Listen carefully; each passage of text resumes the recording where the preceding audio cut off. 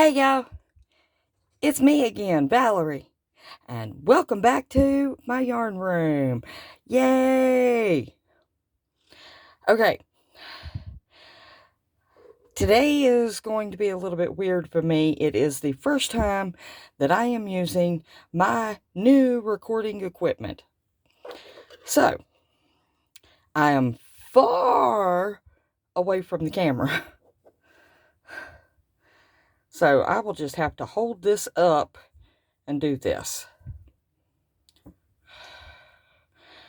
Alright, before we get started, I would like to invite anybody who hasn't already to hit that word subscribe. When you do, give the videos a thumbs up, share them if you can, and leave me a comment. Alright, I am totally unprepared today. Hold on just one second. Alright, I'm back. And this is what we're going to be doing today. It is a solid granny triangle. And I just wanted to show how to do this. It's really simple. Now, excuse that my edges are not completely straight. I have only boxed this or blocked it for approximately 1 hour, but it's laying flat. So, just wanted to show what we're going to be doing today. All right, let me get rid of this. Well, not get rid of it, but anyway. All right, now, I am using a J10 6mm crochet hook and just a worsted weight yarn that I have no idea what the yarn is. Now, my good rule of thumb of what I do is when I start a granny square with a chain, I chain one for every, what I like to call a granny cluster that I'm going to put around that chain. So, like, if I'm making a hexagon, I'm going to put 6 granny clusters around. So, I will start with a chain of 6. And so on and so forth. Okay, so, today is a triangle. So, we're going to chain 3. And then, I'm going to go into the back bump of the very first chain that I made. And this is where it gets tricky. Before you do that slip stitch, go ahead and make your little hole there and hold it, because it will get real tight on you. And then I'm going to chain 3, which does count in this as a double crochet. And then I'm going to put 2 more double crochets in that ring. Now I'm going to be working over my tail, so it might get twisted. It's okay.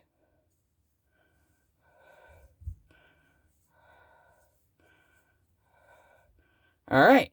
And then I'm going to make a corner, so I'm going to chain 2. Okay. Then I got to make another granny cluster, which is 3 double crochets. Unless you're doing a 4 double crochet granny cluster, because they do exist.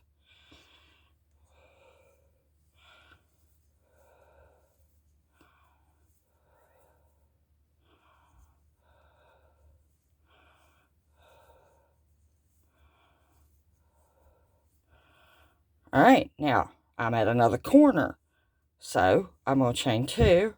If you don't chain 2, if you chain 1, that's fine. If you chain 3, well, by all means do that. I'm just showing you how I'm doing it. You can run with it, and like I used to always say, make it your own. There's 1. And 2.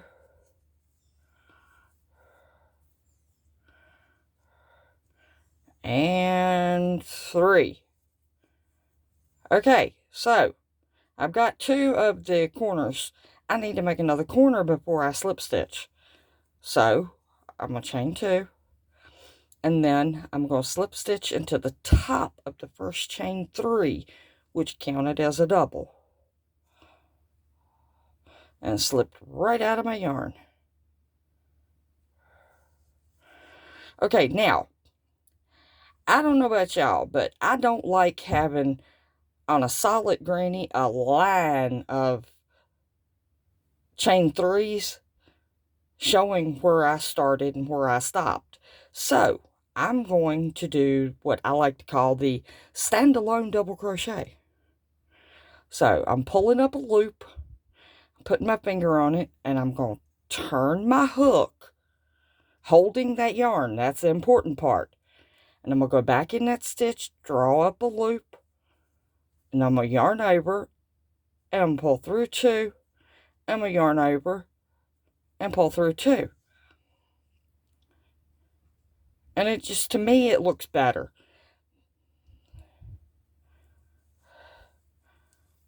And then you just continue with one double crochet in these three. Now, the corners, this is just like a regular solid granny, okay? You're just doing threes. And I think I've been forgetting to say that the way you know if your stitch count is right is each row on a solid granny is going to be an extra 4. So this one's 3. This one will be 7. And so forth and so on. So each row will be 4 extra stitches than the row before. Okay, so I'm at my corner. I'm going to chain 2. And I'm going to go back in that and put 2 more double crochets.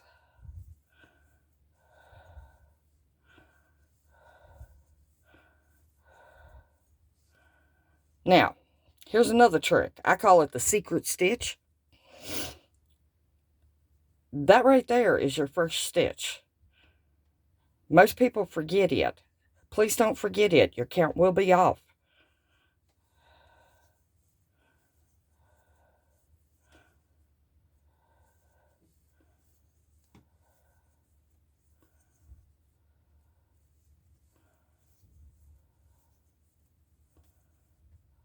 And then I'm at the corner again, so that's 2 doubles, chain 2, 2 doubles, the way I do it. If you do it different, by all means do it different. But anyway, it turns into a triangle. Now, the reason why I'm doing these is because I'm going to turn these, and no, I didn't sew in my ends. I'm going to be turning these into a Lapghan to donate to the nursing home. Now, I go 4 rows. You can do more if you want.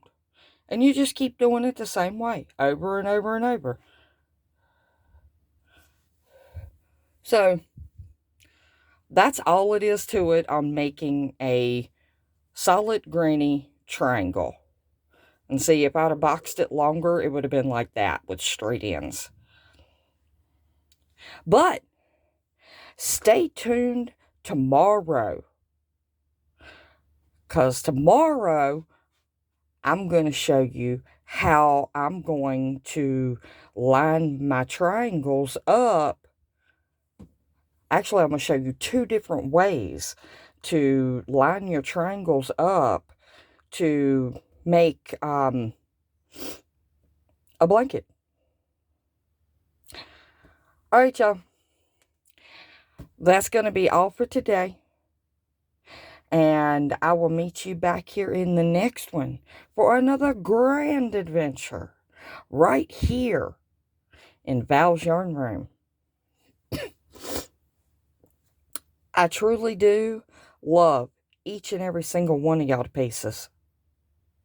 And do something nice for somebody, even if it's just a smile. All right, y'all. Not going to hold you up no longer. Get your crochet on. I'm gonna. Bye, y'all.